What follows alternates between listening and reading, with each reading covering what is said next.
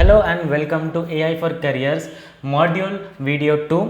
Last వీడియోలో మనం job డిస్క్రిప్షన్ని ఎలా అర్థం చేసుకోవాలి ఏఐని యూజ్ చేసి అది చూసాము. ఈ వీడియోలో మనం మన రెజ్యూమేని ఎలా టైలర్ చేయాలి ఆ జాబ్ డిస్క్రిప్షన్కి తగ్గట్టుగా అది చూద్దాం. సో మన స్క్రీన్కి వచ్చేద్దాం.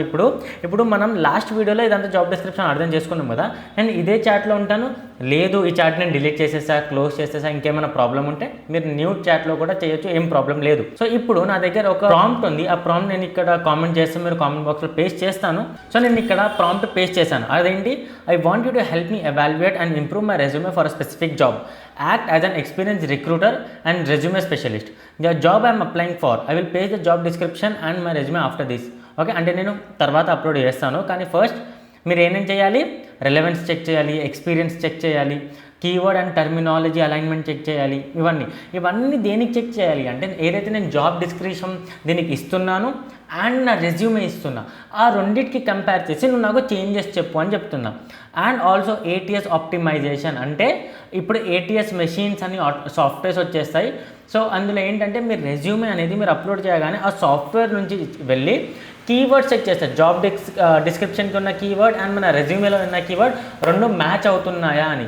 ఆ మ్యాచ్ అవుతే హెచ్ఆర్కి వెళ్తుంది, ఒకవేళ లేదు అంటే అక్కడికక్కడ క్లోజ్ అయిపోతుంది, మీకు ఆటోమేటిక్గా we are not moving forward with you అని మెయిల్ వచ్చేస్తుంది.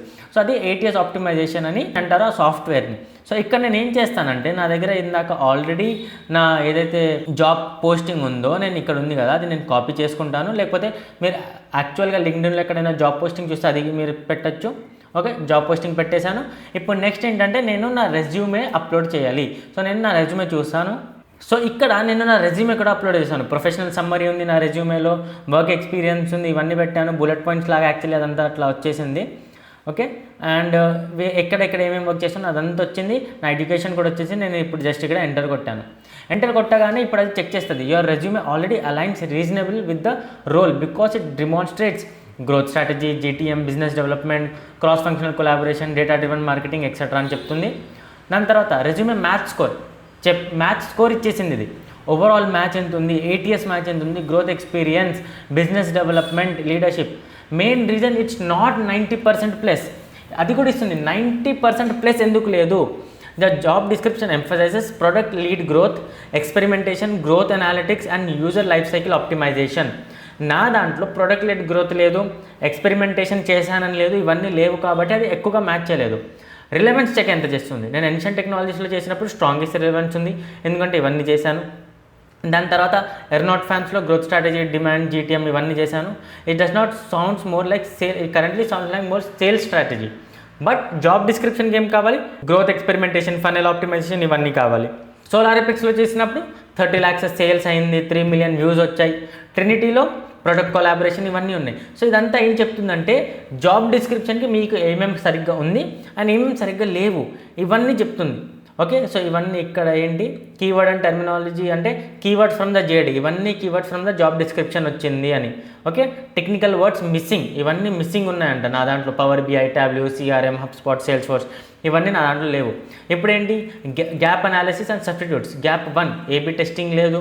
ఓకే, గ్యాప్ 2 రిటెన్షన్, అంటే ఒక ప్రోడక్ట్ మీద, ఒక సాఫ్ట్వేర్ మీద ఒక మనిషి వచ్చాక ఎంతసేపు ఉంటున్నాడు, మళ్ళీ వస్తున్నాడా తిరిగి, ఆ రిటెన్షన్ లేదు. దాని తర్వాత అనాలిటిక్స్, నేను ఎక్కడ ఏ కంపెనీలో అనాలిటిక్స్ చేయలేదు అని. దాని తర్వాత ప్రొడక్ట్ కొలాబరేషన్, అంటే ఒక ప్రోడక్ట్ని అమ్మడానికి నేనేం చేయలేదు, కొలాబరేట్ చేయలేదు. లీడర్షిప్, నేను ఎక్కడ 1-2 మెంబర్స్ని ట్రైన్ చేయలేదు, నా రెజ్యూమేలో లేదు. సో ఇవన్నీ చేంజెస్ ఉన్నాయని చెప్పేసింది. సో ఇప్పుడు దీన్ని యూజ్ చేసుకొని మనం మళ్ళీ రెజ్యూమేని ఎలా టైలర్ చేసుకోవచ్చు, ఎలా చేంజ్ చేసుకోవచ్చు అనేది మనం చెప్తాం. ఇప్పుడు ChatGPTకి చెప్పామనుకోండి, ఇప్పుడు నువ్వు చెప్పిన చేంజెస్ నాకు ఇందులో యాడ్ చేసేవు, నేను ఈ కంపెనీస్లో ఇవి చేశాను అంటే ఆబ్వియస్లీ అది ఇచ్చేస్తుంది. సో ఇలా మనం ఒక రెజ్యూమేని AIని యూజ్ చేసి టైలర్ చేస్తాం. ఇప్పుడు ఈ సర్వీస్ని ఒక జాబ్ డిస్క్రిప్షన్కి తగ్గట్టుగా ఒక ATSగా మంచి రెజ్యూమేని చేంజ్ చేసి ఇవ్వాలి అంటే thousands of rupees మీకు ఛార్జ్ చేస్తారు బయట. మీరు కావాలంటే చెక్ చేసుకోండి, ఇన్స్టాగ్రామ్లో కానీ గూగుల్లో కానీ ఎక్కడైనా మీకు కంపెనీస్ దొరికితే ఏవైతే మనీ తీసుకొని మీకు మంచి రెజ్యూమే చేసిస్తారు. 2000, 3000, 4000, 5000, 10,000 వరకు మీకు ఛార్జ్ చేస్తారు. కానీ ఇప్పుడు మీరు AIని యూజ్ చేసి, మన వీడియోస్ని యూజ్ చేసి ఫ్రీగా చేస్తున్నారు. సో మీరు వీడియో నచ్చితే లైక్ చేసుకొని ఛానల్ని సబ్స్క్రైబ్ చేసి కామెంట్ చేయండి. ఒకవేళ మీకు ప్రాంప్ట్ కావాలన్నా కామెంట్ చేయొచ్చు. చేంజెస్ ఏమైనా ఉంది నా టీచింగ్ స్టైల్లో ఎడిటింగ్ స్టైల్లో మీకు ఎలాంటి ఎక్స్ప్లెనేషన్ ఏం చేంజెస్ ఉన్నా కానీ కామెంట్ సెక్షన్లో చెప్పచ్చు. We will be more than happy to help you in that. మీకు ఇంకా వేరే వీడియోస్ ఏమైనా కావాలి అన్న చెప్పచ్చు. అండ్ ఒకవేళ మీరు ఏమైనా గ్రాఫిక్ డిజైనర్ వచ్చు, మీకు వీడియో ఎడిటింగ్ వచ్చు, మీకు హైరింగ్ ఏమైనా కావాలి అంటే మా దగ్గర పార్ట్ టైం జాబ్స్ అవైలబుల్ ఉన్నాయి. గ్రాఫిక్ డిజైనర్స్ కోసం, థంబ్నెయిల్ డిజైనర్స్ కోసం, యూట్యూబ్ ఎడిటర్స్ కోసం మీరు కామెంట్ సెక్షన్లో మీ ఈమెయిల్ ఐడి లేదా మీ రెజ్యూమే పంపించచ్చు. Will be more than happy to help you in this case also. So next వీడియోలో కలుద్దాం. Until then bye.